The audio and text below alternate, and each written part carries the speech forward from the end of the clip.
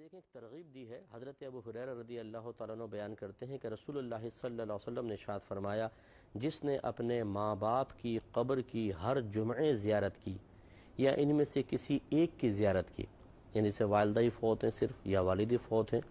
تو اللہ تعالیٰ اس کی مغفرت کر دیتا ہے اور یہ لکھ دیا جائے گا کہ یہ بری ہے، آزاد ہے،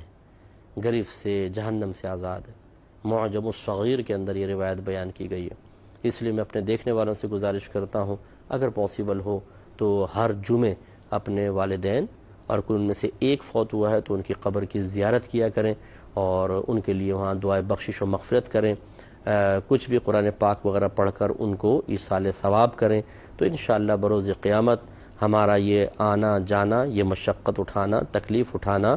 باعث مغفرت بنے گا. اور انشاءاللہ پھر ہماری جو نسلیں ہیں، ہمارے بچے ہیں، وہ بھی چونکہ یہ طرز عمل اپنے بڑوں کا دیکھتے ہیں تو کبھی ہمارا انتقال ہوگا تو یہ بچے بھی انشاءاللہ آ کر اسی طرح زیارت بھی کریں گے اور ہمارے لیے راحت کا سامان پیدا کریں گے.